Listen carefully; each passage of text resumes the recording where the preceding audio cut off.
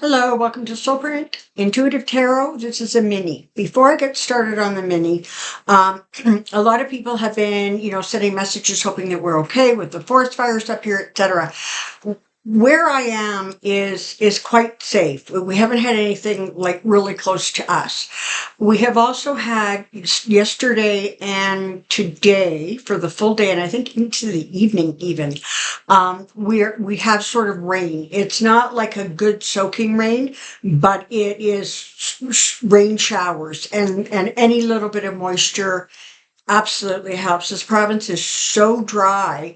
When you look at everybody's lawns, it's like the grass is yellow, right? It's just so dry out here. But we are fine. So thank you very, very much. I understand that the fires in Nova Scotia are now considered contained. So that's a good thing. Or under control. I'm not sure which. And we're hoping that the ones in northwestern Alberta benefit from the rain systems that are finally moving through. And I don't know about Quebec, sorry. Okay, so there's that. The other thing I want to say is, and maybe this is just my own Canadian sensibilities, but I have to say I was a little astonished by the number of comments on my last video that did nothing more than correct the fact that Judge Cannon was not going to be handling the arraignment. I had said that in the previous video, but the information I had when I recorded it, what everybody was talking about was her ability to damage the arraignment. And so obviously I misunderstood, but I was just amazed at the number of people who felt that required a correction, and more, the number of people who thumbed up the correction. We just don't do that. We don't publicly criticize people like that. And if we do, we kind of don't go on and on about it. All right, in any case, let's carry on. I want to look at, I'm going to do two minis today. So it's Wednesday, the 15th. So you can anticipate this one coming out and then another one a little bit later on in the day. I'm looking at two things today. One, I want to look at the Trump donors. And how are they, like, not the little donors, the big ones, the big guys with the big checks. I want to see what their thinking is, what's going on with them. And the other thing I want to look at in the second mini I'm going to do is the Federalist Society. They were very efficient putting all of those judges on the courts, certainly under Mitch McConnell, but of course more recently under Trump. And I'm wondering what they think of all the attention those judges are drawing, and whether that's actually something that they want to have happen or appreciate.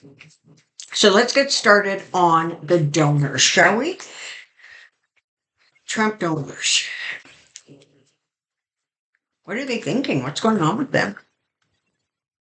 Are they still really willing to? Because I hear reports every once in a while that another big donor has pulled their support from Trump.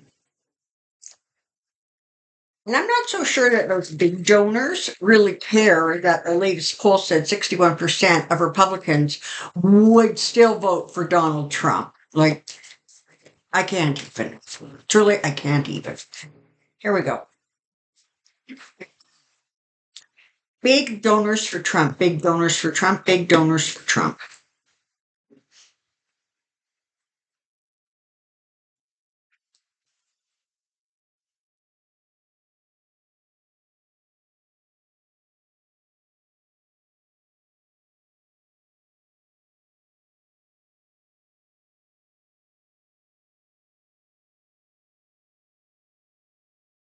Okay. So they're being represented off the gate, up from the start, by the Queen of Pentacles. Okay. So this is pertaining to the money. It is pertaining to securing the kind of presidential candidate they want to, of course, continue to serve their means. It's important for all of us to remember that that Biden is, he's really pro-business. Okay, he's like a corporate Democrat, I think they call them. So in many ways, he's not doing things that are absolutely horrible for corporations. Those big donors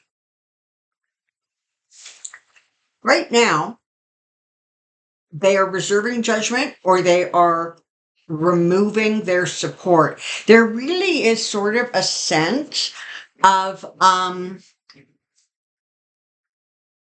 he's just dangerous, right? He's bringing nothing but bad publicity, if you will, to the Republican Party. And again, the only people who love him are the MAGA Republicans. I think the rest of the Republicans are quietly horrified. So they are pulling away. Now, the caveat seems to be that they are looking for a replacement. And right now, DeSantis does not seem to be that replacement. He is having a really bad, I guess, kickoff to this run for the presidential nominee. He's not impressing a lot of people. He's very aggressive. He has no people skills.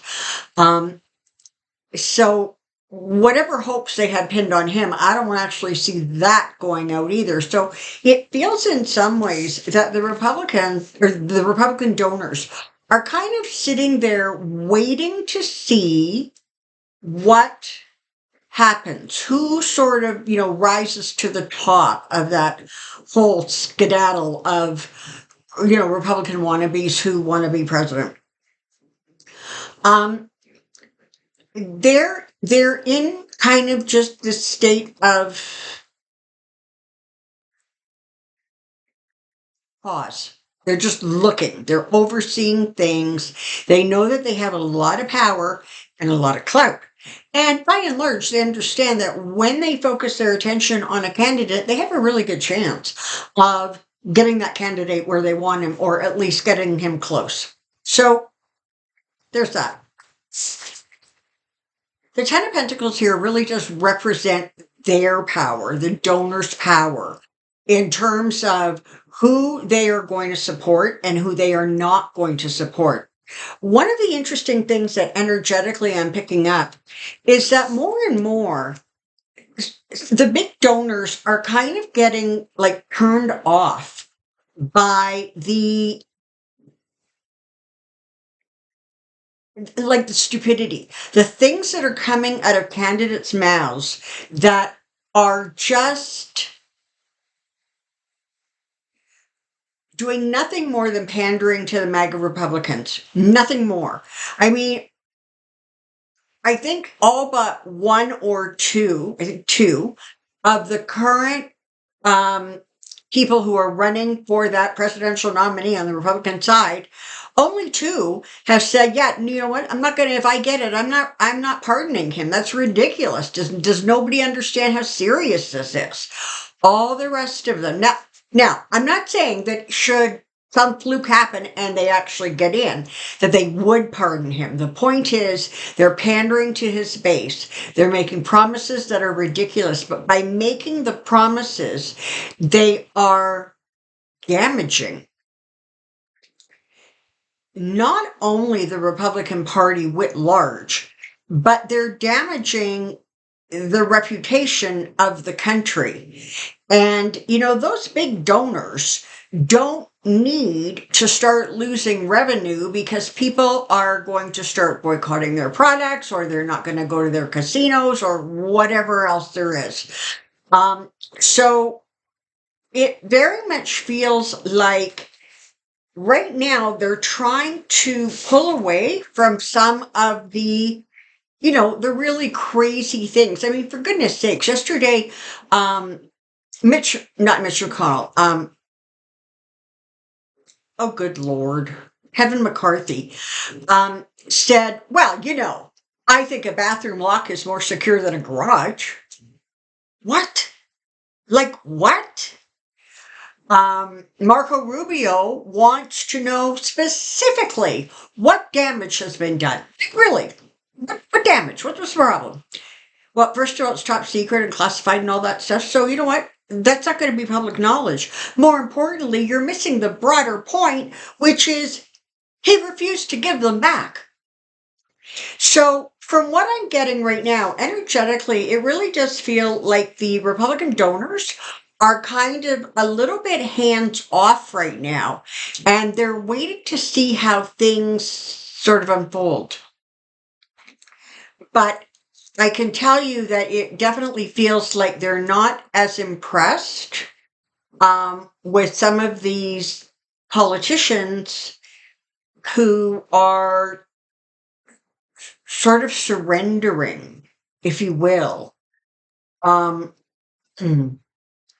their own dignity, and in many cases, the actual, um, I guess, opinion maybe of the Republican Party in a larger way. So that's what I know about that. I hope you enjoy the minis this week, and I look forward to seeing you in the next video. Thank you. Bye-bye.